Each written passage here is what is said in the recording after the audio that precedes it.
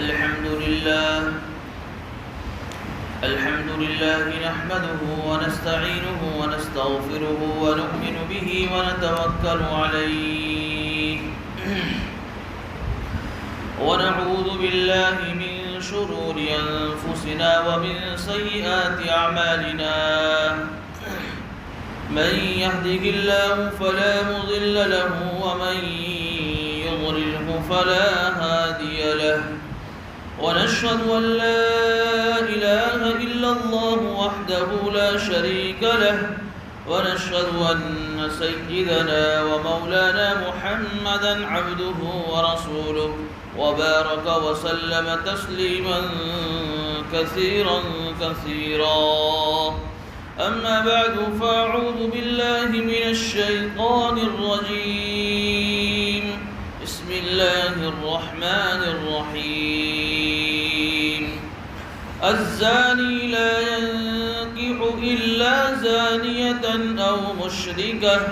والزانية لا ينكحها إلا زان أو مشرك وحرم ذلك على المؤمنين والذين يرمون المحصنات ثم لم يأتوا بأربعة شهداء فاجلدوهم 80 جلدة ولا تقبلوا لهم شهادة أبدا وأولئك هم الفاسقون إلا الذين تابوا من بعد ذلك وأصلحوا فإن الله غفور رحيم صدق الله العظيم.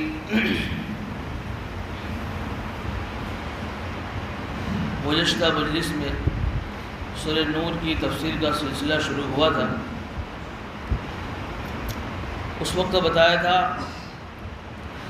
کہ اللہ رب العزت نے اس صورت کے اندر اسلام کے کچھ خاص قانون بیان فرمائے اور ان قانون کے بیان کرنے کا مقصد بھی بتایا تھا لعلکم تذکرون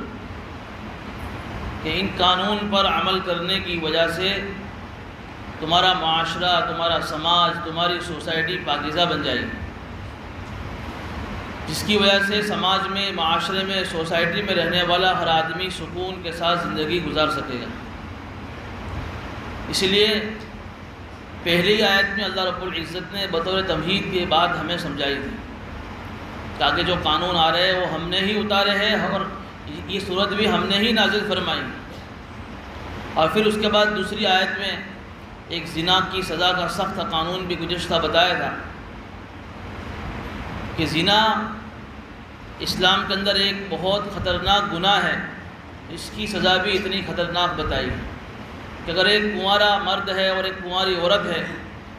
دونوں حرام طریقے سے اپنی خواہش کو پورا کرتے ہیں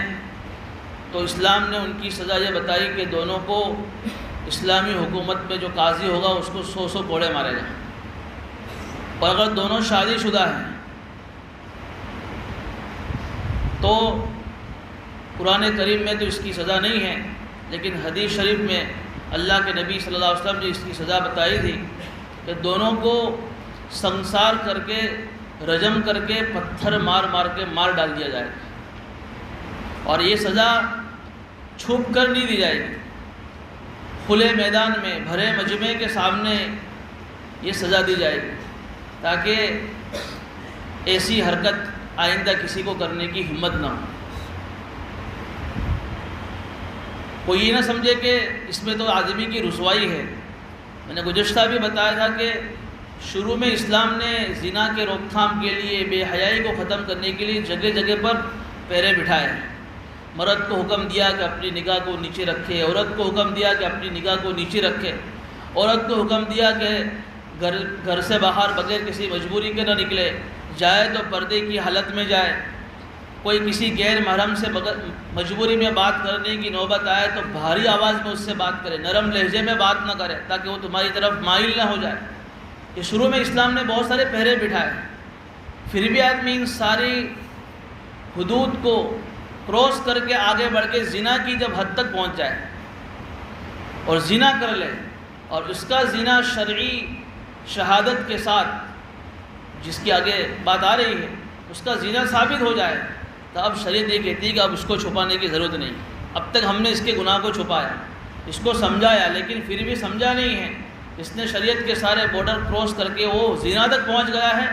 اب زنا کی وجہ سے معاشرے میں گندگی آئے گی، سماج گندا ہوگا، لوگوں کا جینا مشکل ہو جائے، بے حیائی عام ہو جائے گی۔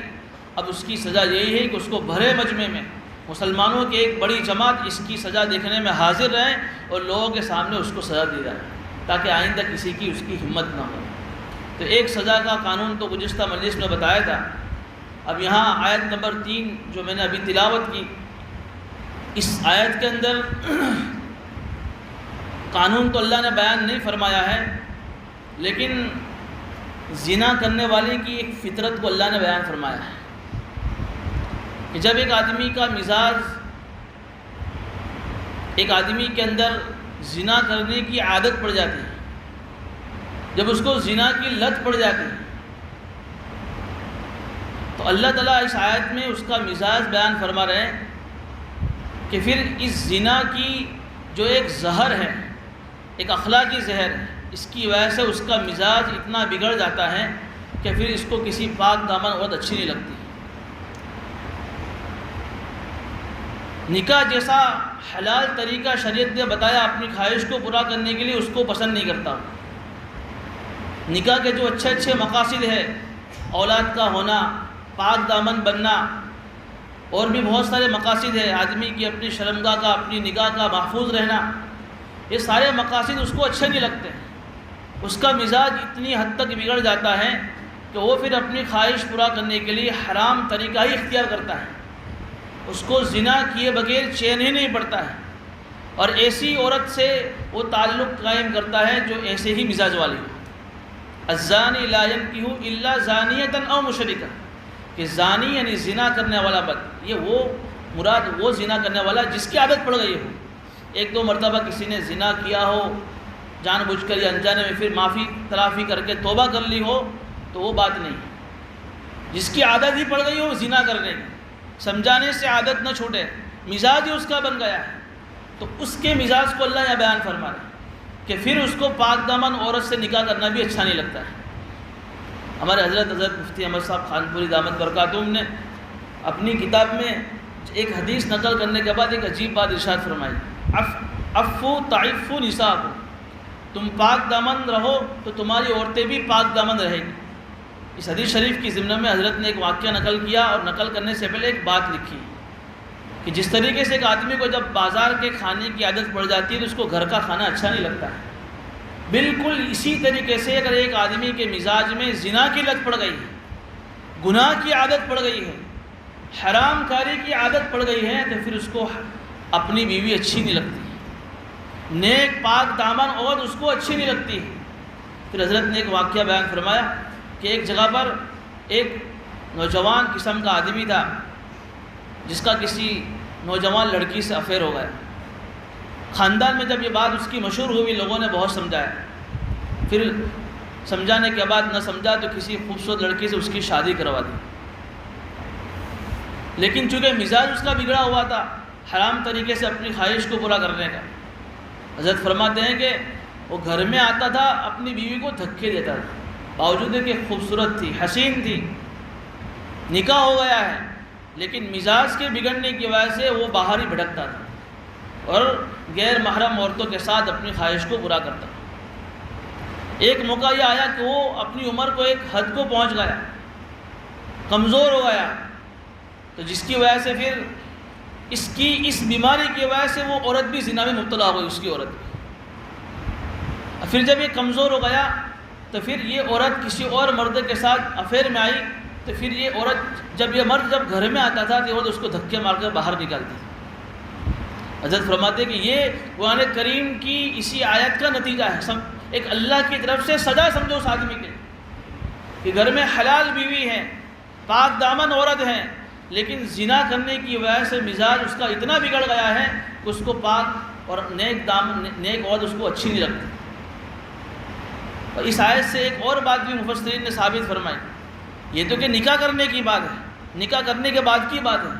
نکاح کرنے سے پہلے بھی ایک آدمی اگر زنا کاری میں مبتلا ہے اور پھر اس کو یہ بتایا جاوے کہ تو جس عورت سے نکاح کرنے کے لیے رشتہ تو دے رہا ہے وہ عورت بھی بد چلن ہے. ایک عورت کا مزاج شادی کرنے سے پہلے زنا کا ہے. اب اس نے رشتے کے لیے کہیں بات تھی اور جس لڑکی کی بات آئی وہ لڑکی بھی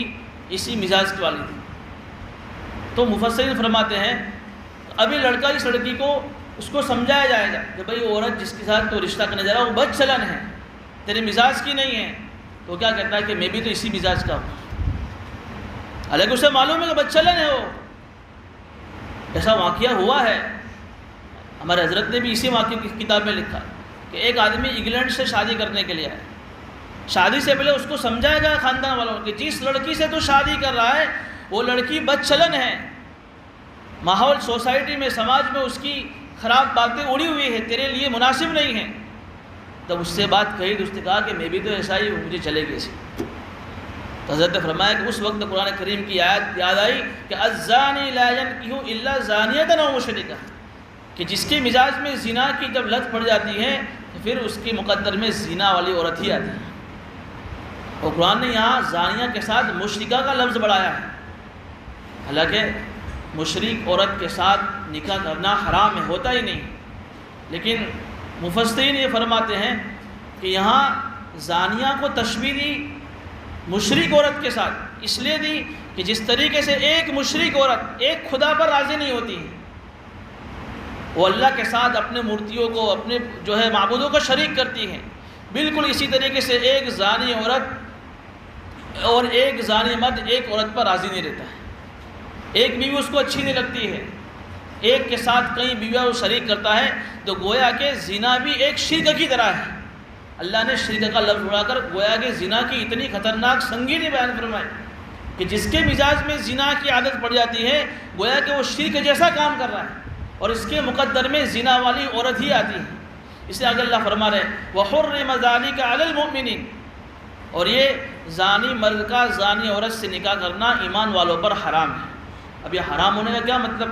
ایک تو حرام ہونے کا مطلب یہ ہے کہ بھئی ہوگا ہی نہیں نکاح، حالانکہ ایسا نہیں ہے. اگر کوئی زنا کرنے والا مرد جس کی مزاج میں زنا کی لت پڑی ہو اور کسی زانیہ عورت سے نکاح کرے گا تو مفسرین فرماتے ہو تو جائے گا یہ نکاح، اور اس نکاح کی وجہ سے اس کے لیے حلال تو ہو جائے گی، لیکن چونکہ اس نے یہ کام حرام کیا ہے. اس لیے مفسرین نے یہاں ایک عجیب بات لکھی ہے کہ جو نوجوان شادی سے پہلے جب رشتے کی تلاش میں نکلتے ہیں اور ان کے ماں باپ جب رشتے کے لیے نکلتے ہیں کہ ہمارے بچے کو اچھی لڑکی مل جائے، جب انہوں نے رشتے کے لیے 2-3 جگہوں پر بات ڈالی اور کسی ایک جگہ اور یہ لڑکی پسند آئی، لوگوں نے بتایا کہ یہ لڑکی آپ کے لڑکے کے لیے مناسب نہیں ہے، بد چلن ہے، پھر بھی ماں باپ اپنے بیٹے کا نکاح ایسی لڑکی سے کر رہے ہیں، حالانکہ بد چلن ہے لیکن کیوں کر رہے ہیں؟ یا تو مالدار ہے، یا تو بہت خوبصورت ہے، یا تو اس سے زیادہ ڈگری والی ہے، حالانکہ بد چلن ہے لیکن ان خوبیوں کی وجہ سے کر رہے ہیں. تو علماء فرماتے ہیں کہ یہاں نکاح کرنا ایسی عورت کا ایسے مرد کے ساتھ حرام ہے. ماں باپ کو بھی گناہ ملے گا، اس نوجوان کو بھی گناہ ملے گا کہ تجھے معلوم تھا نکاح سے پہلے کہ عورت بد چلن ہے، لیکن پھر بھی مالداری کی وجہ سے، خوبصورتی کی وجہ سے اور ڈگری کی وجہ سے تم نے نکاح کیا. یہ نکاح کرنے کی وجہ سے تیرے ماں باپ تم سب گنہگار ہو، لیکن نکاح ہو جائے گا، اس نکاح کی وجہ سے بیوی حلال بھی ہو جائے گی. ایک بات اور لکھی مفسرین نے اس آیت کی تفسیر میں، اس آیت کی ذیل میں، کہ شادی کرنے کے بعد، شادی سے پہلے دونوں میں کوئی افیئر نہیں ہے. ایک مرد نے ایک عورت سے نکاح کیا، نکاح کے بعد زندگی گزر رہی تھی، پھر کسی وجہ سے عورت جو ہے کسی افیئر میں ہو گئی، بد چلن ہو گئی. مردوں کو معلوم ہو گیا کہ میری بیوی بد چلن ہے، لیکن کسی مصلحت کی وجہ سے اپنی بیوی کو نہیں روک رہا ہے، جان بوجھ کر یا کسی مصلحت کی وجہ سے.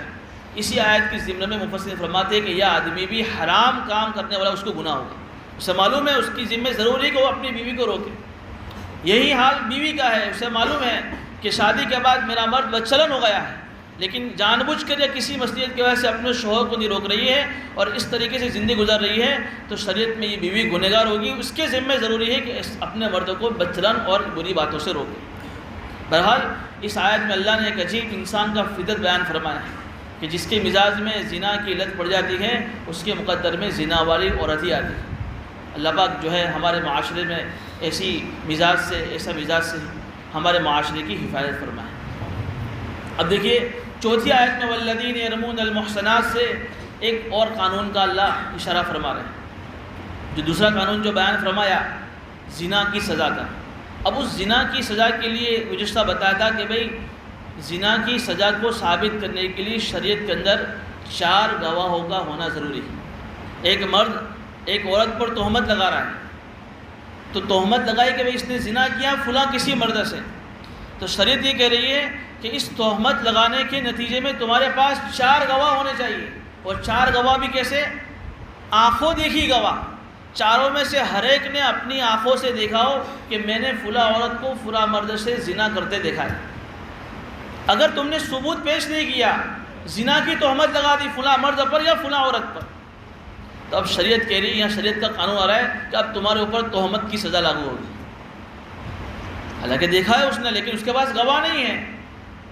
تو اب گواہ نہ ہونے کی صورت میں یہاں پر اس کے اوپر تہمت کی، جس کو بولتے ہیں حد قذف۔ اب آپ کے دل میں ایک سوال ہوگا کہ اس نے تو زنا کرتے ہوئے دیکھا ہے، اب گواہ نہیں ہے تو کیا کرے؟ تو پھر سزا نافذ کرنے کا کیا مطلب؟ تو پھر تو زنا کیا ثبوت ہوگا ہی نہیں معاشرے میں، اس کے پاس گواہ ہی نہیں ہے۔ تو اس کا جواب یہ ہے، حضرت مفتی سعید صاحب پالن پوری رحمۃ اللہ علیہ کے پاس ایک آدمی آیا، اس نے یہی سوال کیا کہ وہ تھا گجرات کا لیکن باہر کسی ملک میں رہتا تھا، کہ فلاں ملک کے ایک اخبار کی ایک رپورٹ میں اسلام کے ان قانون پر اعتراض آیا ہے کہ اسلام میں سے بھاری بھاری قانون ہے، زنا کی سزا یہ ہے، تہمت کی سزا اتنی خطرناک جو آگے آ رہی، تو پوری اخبار کی رپورٹ میں اسلام کے سارے قانون پر اعتراض تھا۔ وہ حضرت کی خدمت میں آیا ہو تو حضرت نے کہا کہ اعتراض تو صحیح ہے، تو بھی چوک میں گیا کہ اعتراض صحیح تو پھر قرآن نے ایسے قانون کیوں بیان فرمائے؟ تو پھر حضرت نے کہا کہ ایک کام کرو، جو غیر اسلامی ممالک ہیں، امریکہ ہے، یورپ ہے، برطانیہ ہے، آپ 10 سال کی ان کی رپورٹ لائیے، اور جو اسلامی ممالک ہیں جیسے سعودیہ ہے اور بھی بہت سارے، ان کی 10 سال کی رپورٹ آپ لائیے کہ ان 10 سالوں میں زنا، قتل، مرڈر اور چوری کہاں زیادہ ہوئی، کہاں کم ہوئی۔ ایک ہفتے کے بعد وہ 10 سال کی رپورٹ لے کر آئے۔ 10 سال کی رپورٹ میں امریکہ کے بارے میں رپورٹ پیش کی کہ ہر 4 منٹ پر ایک زنا ہوتا ہے، ہر 4 منٹ میں ایک مرڈر ہوتا ہے، اور چوری کی تو کوئی حد ہی نہیں ہے۔ اس کے بعد پھر اسلامی ممالک کی جو رپورٹ پیش کی کہ 10 سال میں اکا دکا کوئی کیس ہو گئے ہو مرڈر کے اور زنا کے یا چوری کے۔ تو حضرت نے کہا کہ دیکھیے سزا سے بہتر ہے سزا کا ہوّا قائم کیا جائے، ہوّے کی وجہ سے کہ بھئی آدمی اسلامی ممالک میں ہر وقت تک قانون کی تلوار لٹکی ہوئی ہے، اس لیے قانون کی تلوار لٹکی ہونے کی وجہ سے کسی کے اندر ہمت نہیں ہوگی چوری کرنے کی، کہ ابھی چوری کروں گا بھرے مجمع میں جمعہ کے دن میرے ہاتھ کاٹے جائے۔ کسی پر تہمت لگانے کی ہمت نہیں ہوگی کہ ابھی تہمت لگاؤں گا تو پھر مجھے 80 کوڑے مارے جائیں۔ زنا کرنے کی ہمت نہیں ہوگی کہ ابھی زنا کروں گا، شادی شدہ ہو تو بھرے مجمع میں مجھے مارا جائے گا۔ کسی کو مارنے کی ہمت نہیں ہوگی کہ اگر ماروں گا تو مجھے بھی قصاص میں مار دیا جائے گا، جبکہ غیر اسلامی ممالک کے اندر سزا کا ہوا نہیں، بالکل نارمل سزا ہے۔ اب تو بلکہ کچھ ممالک میں تو اس کی زنا کی اجازت دے دی کہ جو ایک مرد عورت اگر راضی ہے تو پھر قانون پر لاگو نہیں ہوگا، تو پھر کیا ہم زنا نہیں ہوں گے؟ تو یہاں اللہ تعالیٰ نے ایک قانون بیان کرے، ایک ہوا قائم کیا ہے، اور خطرناک سزا کے لیے خطرناک ثبوت کو اللہ نے شرط کے طور پر رکھا ہے۔ یہ شرط اگر پائی جائے گی زنا کو ثابت کرنے کے لیے تو ہی زنا کا ثبوت ہوگا، ورنہ پھر آپ کے اوپر تہمت کی سزا لگے گی۔ اسی تہمت کی سزا کو اللہ یہاں بیان فرما رہا ہے، الزانی والذین یرمون المحصنات ثم لم یأتوا بأربعۃ شہداء، کہ جو لوگ پاک دامن عورتوں پر زنا کی تہمت لگاتے ہیں، ثم لم یأتوا بأربعۃ شہداء، پھر ان کے پاس 4 گواہ اس ثبوت کو پیش کرنے میں ان کے پاس نہیں ہیں۔ قرآن کہہ رہا ہے فجلدوہم 80 جلدہ، ان کو بھی قاضی 80 کوڑے مارے گا کہ تم نے کسی پاک دامن عورت پر تہمت لگائی اور اس تہمت کے نتیجے میں تمہارے پاس کوئی ثبوت نہیں ہے، اس لیے ثبوت نہ ہونے کی وجہ سے تمہیں 80 کوڑے مارے جائیں گے۔ یہ ایک سزا ہوئی۔ دوسری سزا اللہ بیان فرما رہے ہیں وَلَا تَقْبَلُوا لَهُمْ شَهَادَةً أَبَدًا، زندگی بھر کے لیے تمہاری گواہی اب قبول نہیں ہوگی۔ تم چاند کی خبر لے کر کسی مفتی قاضی کے پاس جاؤ گے تو وہی آدمی ہے جس نے کسی پاک دامن پر تہمت لگائی تھی، چل نکل، تیری گواہی قبول نہیں ہوگی۔ پوری زندگی بھر کے لیے کسی بھی معاملے میں اس کی گواہی کبھی بھی قبول نہیں ہوگی۔ کتنی خطرناک سزا ہے۔ جو لوگ معمولی بہانوں پر کسی پاک دم عورتوں پر تہمت لگائے، ان کو سوچنا چاہیے تو اسلامی حکومت نہیں ہے، ورنہ اسلامی حکومت ہوئے اور وہ اس کی تہمت ثابت ہو جائے تو اس پر 80 کوڑے کی سزا نافذ ہوگی، زندگی بھر کے لیے اس کی گواہی مردود قرار دی جائے گی۔ کسی بھی معاملے میں اس کی گواہی قبول نہیں، نکاح کے باب میں نہیں، چاند کے باب میں نہیں، بھئی یہ آدمی گواہی دینے کے قابل نہیں، چونکہ ایک مرتبہ کسی پاک دم عورت پر جو ہے تہمت لگا چکا ہے۔ وَأُولَٰئِكَ هُمُ الْفَاسِقُونَ، اور پھر ان کے اوپر فسق کا پروانہ، بھئی آدمی فاسق ہے، اللہ کا نافرمان، اس کے اوپر فسق ثابت ہو جائے۔ لیکن اللہ فرمان إِلَّا الَّذِينَ تَابُوا مِن بَعْدِ ذَلِكَ وَأَصْلَحُوا، لیکن وہ آدمی اس کے بعد پھر توبہ کر لے اور صلح کر لے کہ مجھ سے بھول ہو گئی کسی پاک دامن عورت پر تہمت لگانے کے سلسلے میں، تو توبہ کرنے کی وجہ سے اتنا تو ہوگا کہ آخرت میں سزا نہیں ملے گی، لیکن دنیا میں تو کوڑے بھی پڑیں گے اور ہمیشہ اگلی گواہی قبول نہیں ہوگی توبہ کرنے کے باوجود بھی۔ مفسرین فرماتے ہیں امام ابو حنیفہ رحمۃ اللہ علیہ کے مسلک کے مطابق توبہ کرنے کے بعد آخرت کی سزا نہیں ملے گی، توبہ کر لی اس نے، لیکن دنیا میں جو دو سزا ہے تہمت کی 80 کوڑے اور ہمیشہ کے لیے اس کی گواہی مردود، یہ دو سزا باقی رہے گی۔ کتنی خطرناک سزا ہے۔ لیکن یہ سزا کن لوگوں کے لیے کہ جو پرائی اجنبی عورتوں پر تہمت لگاتے ہیں۔ اب جب یہ سزا صحابہ نے سنی کہ اتنی خطرناک سزا ہے، تو اب انصار مدینہ میں ایک بہت بڑے سردار تھے انصار کے، جیسے سعد بن عبادہ رضی اللہ تعالیٰ عنہ، ان کو اس سزا پر تھوڑا سا تعجب ہوا۔ تعجب انہوں نے یہ الفاظ اللہ کے نبی صلی اللہ علیہ وسلم کے سامنے کہہ دیے کہ اسلام کے اندر یہ سزا، یہ خبر اللہ کے نبی صلی اللہ علیہ وسلم نے جب سنی تو انصار سے کہا کہ تمہارے سردار اسلام کے سزا کے بارے میں کیا کہہ رہے ہیں، سنو تم۔ تو انصار نے کہا کہ ہمارے سردار ایک غیرت مند آدمی ہیں، ان کی غیرت کی وجہ سے ان کی زبان سے الفاظ نکلے ہیں، ورنہ ہمارے سردار کے دل میں اسلام کے بارے میں کوئی ایسی بات نہیں۔ پھر حضرت سعد بن عبادہ نے خود کہا کہ یا نبی اللہ، میں مانتا ہوں کہ یہ اسلام کا قانون ہے، قرآن کی آیت نازل ہو گئی ہے، میں اس کو اپنے دل سے تسلیم کرتا ہوں، لیکن میرے دل میں جو بات کھٹک رہی ہے وہ یہ ہے۔ پھر انہوں نے اپنی بات رکھی کہ مجھے تعجب کیوں ہوا؟ مجھے تعجب اس لیے ہوا کہ قرآن کی جو یہ سزا ہے کہ بھئی کوئی آدمی کسی پر تہمت لگائے تو تہمت کے زنا کی تہمت لگائے تو اس کے لیے ضروری ہے کہ 4 گواہ پیش کرے۔ یا نبی اللہ، مجھے تعجب اس بات پر ہے کہ نعوذ باللہ اگر میں اپنی عورت کو کسی غیر مرد کے ساتھ زنا کرتا دیکھوں تو پھر میں 4 گواہ لینے کیسے جاؤں گا؟ 4 گواہ لینے جاؤں گا وہاں تک تو وہ بھاگ جائے گا۔ تو میری غیرت اس بات کو گوارا نہیں کیا میری غیرت نے کہ میں نعوذ باللہ اپنی عورت کو کسی غیر مرد کے ساتھ دیکھوں تو میں 4 گواہ لینے کہاں جاؤں گا وہاں تک تو وہ بھاگ جائے گا۔ تو یہ اس کی وجہ سے مجھے تھوڑا سا دل میں تشویش ہوئی، تھوڑا سا سوال ہوا کہ اللہ سے فرمایا کہ سزا اسلام کی ہے ہی، چونکہ اس وقت دوسری سزا کوئی بیان جو آگے آ رہی ہے وہ بیان نہیں ہوتی، ایک ہی سزا دے کہ اپنی عورت کو دیکھو یا پرائی عورت پر، اجنبی عورت پر تہمت کی سزا لگاؤ یا اپنی عورت پر زنا کی تہمت کی سزا لگاؤ، زنا کی جو تہمت لگاؤ، دونوں کی سزا ایک تھی۔ تو اس سزا کی وجہ سے جو سعد بن عبادہ تھوڑے تشویش میں آ گئے۔ اب بات گزر گئی، کچھ دنوں کے بعد مدینہ میں یہی واقعہ پیش آ گیا۔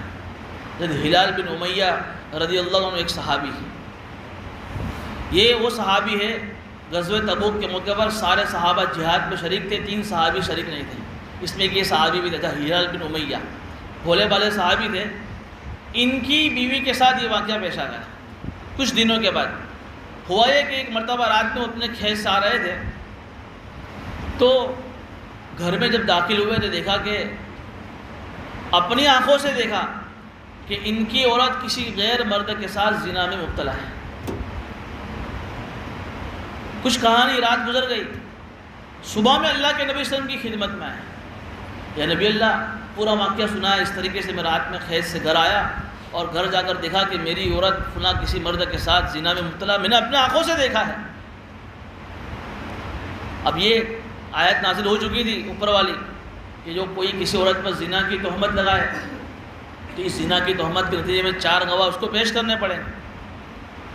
تو اللہ کے نبی صلی اللہ علیہ وسلم نے اس سے یہ کہا ان صحابہ سے، پہلے تو اللہ کے نبی صلی اللہ علیہ وسلم کو یہ بات بڑی بھاری معلوم ہوگی کہ بھولے بھالے صحابی ہے اور ان کی عورت پر ایسا معاملہ آ گیا، لیکن چونکہ قرآن کریم کی آیت کہ بھائی 4 گواہ لاؤ، پورے مدینہ میں ہنگامہ مچ گیا کہ اب ہلال بن امیہ کے پاس چونکہ 4 گواہ تو ہے نہیں، اب ان کے اوپر تہمت کی سزا نافذ کی جائے گی، 80 کوڑے مارے جائیں گے اور زندگی بھر کے لیے ان کی شہادت رد کر دی جائے گی۔ ہلال بن امیہ کو جب اس بات کی خبر ہوئی کہ ایسی آیت نازل ہوئی کہ 4 گواہ پیش کرنے پڑے، تو انہوں نے کہا کہ اللہ کی قسم کھا کر میں کہتا ہوں کہ اللہ مجھے رسوا نہیں کرے گا، اللہ جو ہے میری مصیبت کا حل نکالے گا اور اللہ میرے لیے کوئی چھٹکارے کی سبیل نکالے گا۔ انہوں نے اللہ کے نبی صلی اللہ علیہ وسلم کے سامنے بھی یہی بات کہی۔ اللہ کے نبی صلی اللہ علیہ وسلم نے جب یہ کہا کہ ہلال اپنی عورت پر زنا کی تہمت لگاتے ہو 4 گواہ لاؤ، تو ہلال بن امیہ یا نبی اللہ رات کی تنہائی میں کہاں 4 گواہ لینے جاتا ہوں؟ کہا کہ پھر اپنی پیٹھ کو تیار رکھو، کیونکہ تم نے زنا کی تہمت لگائی، تمہارے پاس گواہ نہیں ہے۔ تو اس وقت حضرت ہلال بن امیہ نے کہا کہ اللہ کی قسم کھا کے کہتا ہوں یا نبی اللہ، مجھے اللہ کی ذات سے پوری امید ہے کہ ضرور اس سلسلے میں اللہ میری کوئی رہبری کرے گا اور اس مصیبت سے اللہ مجھے نکالے گا۔ یہ بات اللہ کے نبی صلی اللہ علیہ وسلم کی حضرت ہلال بن امیہ سے چل رہی ہے، اور اسی بات کے اندر آسمان سے اللہ کے نبی صلی اللہ علیہ وسلم پر وحی آئی، اور وحی کے نتیجے میں پھر یہ لعان کا قانون جو اگلی آیت میں آ رہا ہے وہ اللہ نے اپنے نبی کو سنایا۔ جب یہ آیتیں اتری تو اللہ کے نبی صلی اللہ علیہ وسلم نے جو ہلال سے کہا کہ ہلال خوش ہو جاؤ، جس مصیبت میں تم پھنسے ہوئے تھے اس مصیبت سے نکلنے کا راستہ اللہ نے ان آیتوں کے ذریعے سے تمہارے لیے بیان کر دیا۔ ان اگلی آیتوں میں پھر لعان کا قانون۔ اب لعان کسے کہتے ہیں؟ لعان کا مطلب یہ ہے کہ کوئی مرد اپنی بیوی پر تہمت لگائے۔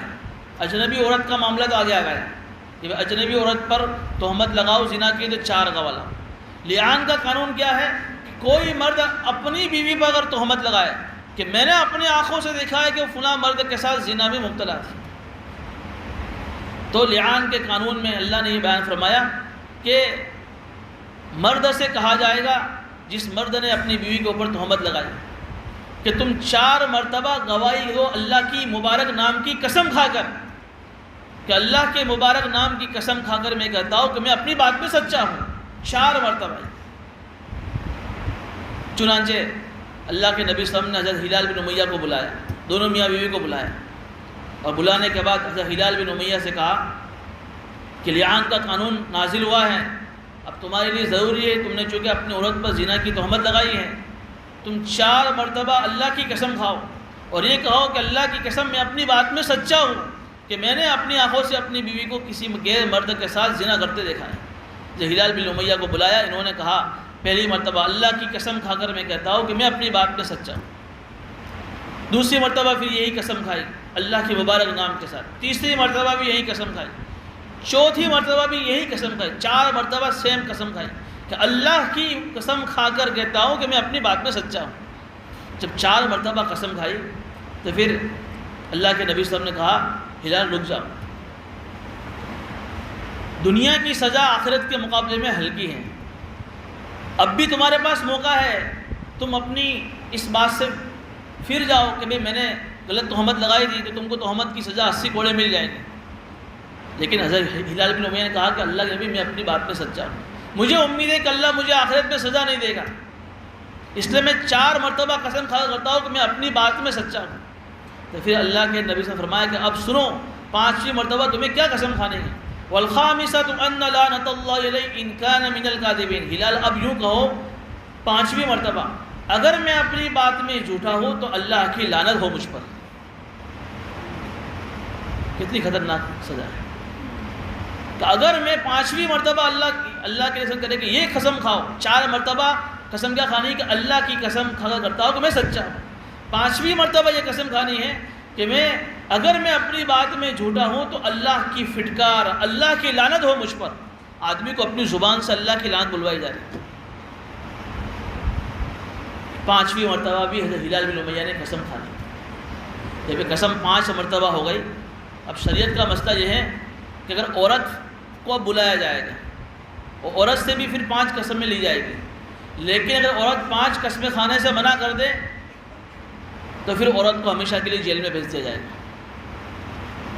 عورت منع کرے یا مرد منع کرے، جیسے ابھی اس واقعے میں ہلال بن امیہ منع کر دیتے کہ میں قسم نہیں کھاؤں گا، تو قسم نہ کھانے کی وجہ سے ہمیشہ کے لیے ان کو جیل میں بھیج دیا جائے گا۔ یا اگر عورت منع کر دے کہ میں قسم نہیں کھاؤں گی تو ہمیشہ کے لیے قاضی عورت کو جیل میں بھیج دے گا، یا تو قسم کھا لو یا پھر اپنی یہ کہہ دو کہ میں نے تہمت لگائی تو تم کو تہمت کی سزا مل جائے گی۔ اب ان کی عورت کو بلایا گیا کہ دیکھو تمہارے شوہر نے 5 مرتبہ اللہ کی قسم کھا کر یہ بات کہی کہ تم نے فلاں مرد سے زنا کیا ہے، اب تم بھی 4 مرتبہ یہ قسم کھاؤ۔ وَيَدْرَوْ عَنَّ الْعَذَابَ أَن تَشْهَدَ 4 شَهَادَاتٍ بِاللَّهِ إِنَّهُ لَمِنَ الْكَاذِبِينَ، کہ اللہ کی قسم کھا کر میں یہ کہتی ہوں کہ میرا شوہر جھوٹا ہے۔ تو اس نے 1 مرتبہ قسم کھا لی کہ اللہ کی قسم کھا کر میں یہ کہتی ہوں کہ میرا شوہر جھوٹا ہے۔ دوسری مرتبہ بھی پھر یہی قسم کھلائی گئی، تیسری مرتبہ بھی یہی قسم کھلائی، چوتھی مرتبہ بھی یہی قسم کھلائی کہ اللہ کی قسم کھا کر میں کہتی ہوں کہ میرا شوہر اس معاملے میں جھوٹا ہے۔ تو اس نے مجھ پہ جھوٹی تہمت لگائی۔ جب 4 مرتبہ یہ بات ہوئی تو پھر اللہ سے مجھ پر متوجہ، سن دنیا کی سزا آخرت کے مقابلے میں ہلکی ہے، تم دو میں سے کوئی بھی ایک جھوٹا ہے۔ تمہارے شوہر نے تو 5 مرتبہ قسم کھا لی،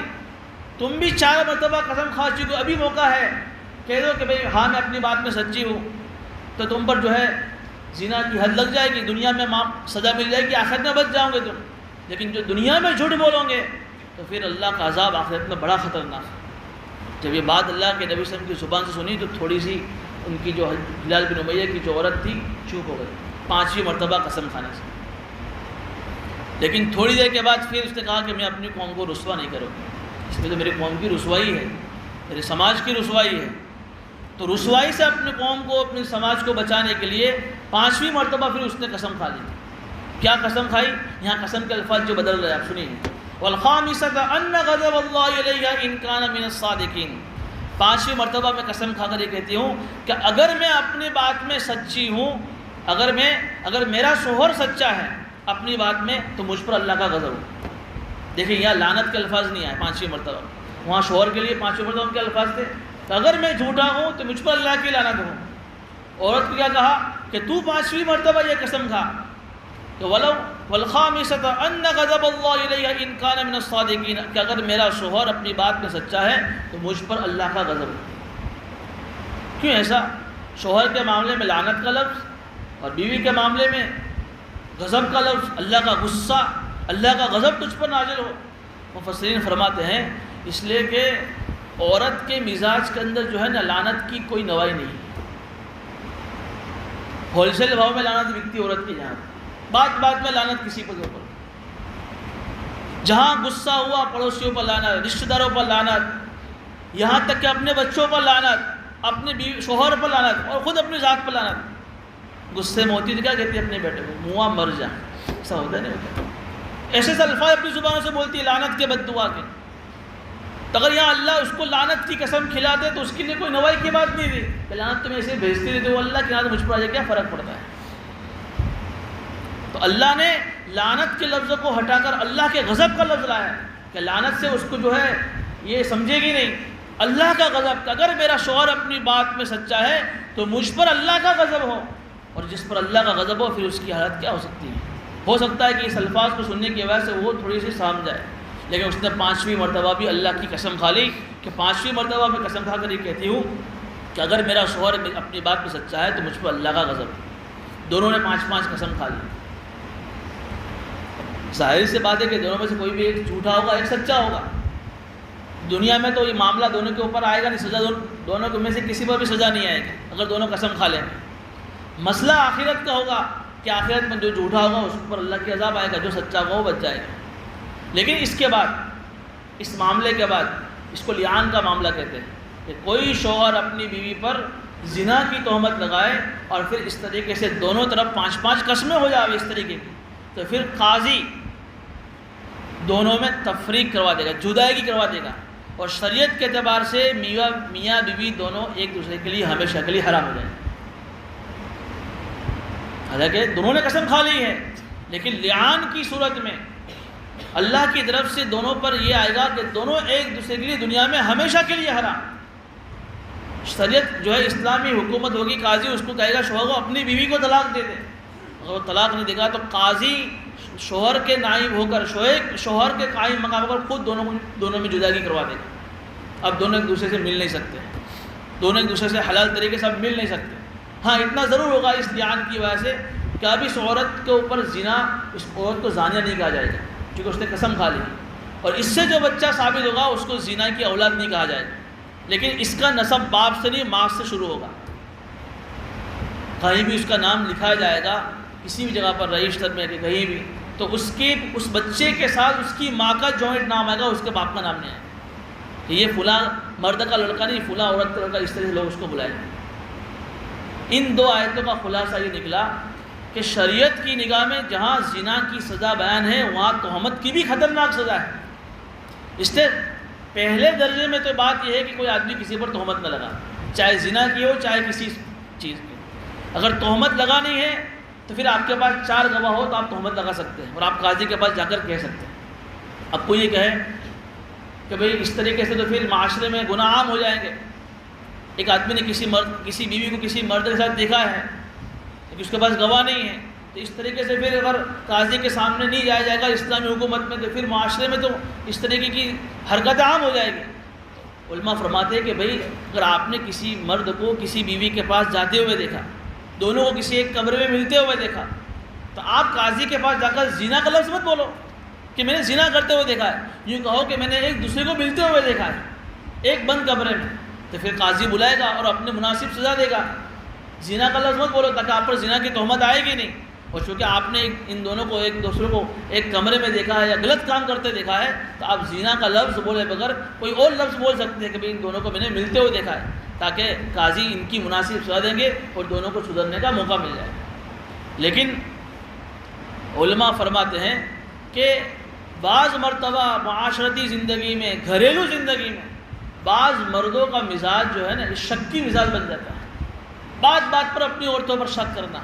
بات بات میں اپنی بیوی پر زنا کی تہمت لگانا. ان کو سوچنا چاہیے کہ ہم کیا کر رہے ہیں. تمہارے پاس کوئی ثبوت نہیں، وہاں کی ہے تو بات 2 نمبر کی، لیکن کوئی معاملہ ایسا ہوا کہ فون اس کے اوپر زنا کی تہمت لگائے، فون اس کے اوپر فلاں چیز کی تہمت لگائے. شاید اس کی اجازت نہیں دیتا ہے. نکاح کے جو مقاصد ہے، آپس میں سکون کے ساتھ رہنا، آپس میں ایک دوسرے کے محبت کے ساتھ رہنا، یہ سارے مقاصد فوت ہو جاتے ہیں زنا کی تہمت لگانے کی صورت. یہ کیا آپس میں ایک دوسرے کے اوپر تہمت، آپس میں ہر مرتبہ جھگڑتے رہنا، آپس میں ایک دوسرے پر الزام لگانا، ایک دوسرے پر شک کرنا، ایک دوسرے کے ساتھ ہمیشہ شک کی باتیں کرنا، جو نکاح کے مقاصد سب فوت ہو جاتے ہیں. اس لیے پہلے درجے میں آدمی اپنے آپ کو تہمت کی جگہوں سے بچاؤ. ایسی جگہوں پر نہ جاوے جہاں ہم پر تہمت لگ سکتی ہے. اور کسی ایسی بات اگر آدمی پر آ جاوے تو آدمی اپنی تہمت کی صفائی پیش کر دے. جیسے ایک موقع پر اللہ کے نبی صلی اللہ علیہ وسلم اپنی بیوی حضرت صفیہ سے ایک جو ہے مسجد نبوی کے باہر کے حصے میں دونوں بات کر رہے تھے اپنی بیوی حضرت صفیہ سے. قریب میں سے کچھ صحابہ گزرے تو اللہ کے نبی صلی اللہ علیہ وسلم نے صحابہ کو بلایا، ادھر آؤ، یہ میری بیوی صفیہ ہے. صحابہ نے کہا یا نبی اللہ، ہمارے دل میں کبھی آپ کے بارے میں بدگمانی آ سکتی ہے؟ حضور آپ کے بارے میں بدگمانی ہے تو ہمارا اپنا ایمان خطرے میں ہے. یا نبی اللہ، ہم کہیں سوچ نہیں سکتے کہ آپ کسی پرائی عورت سے بات کر سکتے ہیں. حضور نے اس وقت کیا الفاظ سے فرمایا، مجھے معلوم ہے میرے لاڈلے صحابہ، لیکن شیطان ہم میں سے ہر ایک کے اندر خون کی طرح دوڑ رہا ہے. اگر میں تمہارے سامنے صفائی پیش نہ کر سکتا تو ہو سکتا تھا کہ شیطان تمہارے دل میں بات ڈال دے اور تمہیں مجھ سے بدگمان کر دے، تہمت کی صفائی پیش کر دے. تو ایسے مواقع شیطان ہر ایک کے ساتھ دوڑتا رہتا ہے، ہر ایک کے خون میں خون کی طرح دوڑتا رہتا ہے. تو اپنے آپ کو بدگمانی کے مواقع سے بچانا چاہیے، اپنے آپ کو کسی پر تہمت لگانے سے بچانا چاہیے. پھر بھی تہمت آ جاوے تو اپنی صفائی پیش کرنی چاہیے. اگر اس طریقے سے اگر معاشرے کے ساتھ گھروں میں رہا جائے گا انشاءاللہ تو ایسی ساری چیزوں سے اللہ ہماری حفاظت فرمائے. اب اگر اللہ آخری آیت میں ارشاد فرما رہے وَلَوْلَا فَضْلُ اللَّهِ عَلَيْكُمْ وَرَحْمَتُهُ وَأَنَّ اللَّهَ تَوَّابٌ حَكِيمٌ. اگر اللہ کا فضل نہ ہوتا، اللہ کی مہربانی نہ ہوتی اور یہ بات نہ ہوتی کہ اللہ بڑا معاف کرنے والا ہے، بڑا حکیم ہے، تو پھر تمہارے اوپر بڑی خطرناک بات ہو جاتی. یعنی یہ جو لعان کا قانون ہے، اگر یہ لعان کا قانون نہ ہوتا تو آدمی کے لیے زندگی گزارنا مشکل ہو جاتا ہے. مثال کے طور پر ایک آدمی نے اپنی بیوی کو کسی کے ساتھ زنا کرتے ہوئے دیکھا. اب 2 صورتیں ہیں، یا تو یہ ہے کہ اسی حالت میں زندگی گزارے، بیوی کو کسی غیر مرد کے ساتھ زنا میں دیکھا اس نے، اور پھر بھی اگر وہ کسی کو کہہ نہیں رہا ہے تو آدمی کے لیے مشکل ہے، کڑوے گھونٹ پینے پڑیں گے. کوئی آدمی یہ نہیں چاہتا ہے کہ میری بیوی کے کسی کے ساتھ افیئر ہو، اور اگر یوں کہتا ہے سماج میں کہ بھئی میری بیوی نے کسی کے ساتھ جو ہے زنا کیا ہے تو فوراً شریعت کہتی ہے کہ بھئی 4 گواہ لاؤ. تو دونوں صورت میں آدمی کے لیے مشکل تھا. صبر کے ساتھ زندگی گزارنا یہ بھی خون کے گھونٹ پینے کے برابر تھا.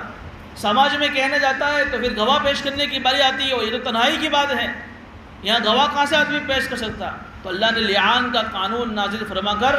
اللہ نے فضل فرمایا، اللہ نے اپنی مہربانی فرمائی کہ اللہ کا فضل نہ ہوتا، اللہ کی مہربانی نہ ہوتی، تو اللہ بڑا معاف کرنے والا ہے، بڑا حکیم، یہ بات نہ ہوتی تو پھر یہ تمہارے لیے بڑی خطرے کی بات ہوتی. لیکن اللہ نے فضل فرمایا، اللہ نے مہربانی فرمائی اور اللہ بڑا معاف کرنے والا ہے، اس لیے اللہ نے تمہارے لیے لعان کا قانون نازل فرمایا. تو خلاصہ اس آج کی تفسیر کا نکلا کہ آج کی تفسیر میں اللہ نے 3 باتیں آج کی تفسیر میں. ایک تو یہ کہ بھئی زنا کرنے کی مزاج کی وجہ سے آدمی کو پھر ایسی ہی بیوی ملتی ہے اور وہ پاک دامن عورت کو پسند نہیں کرتا. دوسری بات کہ بھئی کوئی آدمی اگر کسی اجنبی پرائی عورت پر زنا کی تہمت لگائے اور اس کے پاس 4 گواہ نہ ہو تو پھر شریعت اس کو 3 سزائیں دیتی ہے. ایک تو 80 کوڑے لگائے جائیں گے، ہمیشہ کے لیے اس کی شہادت قبول نہیں ہوگی اور آخرت میں اس کو جہنم کی سزا ملے گی. تیسرا قانون تھا لعان کا کہ کوئی مرد اپنی بیوی پر جو زنا کی تہمت لگائے تو دونوں میں سے ہر ایک کو 5-5 قسمیں کھلائی جائے گی. ان 5-5 قسمیں کھلانے کے بعد دونوں کے درمیان میں جدائی ہمیشہ کے لیے ہو جائے گی اور قاضی یا تو شوہر اس کو طلاق دے دے گا یا پھر قاضی شوہر کے قائم مقام ہو کر جو ہے اس کو طلاق دے دے گا. اللہ پاک ان باتوں پر عمل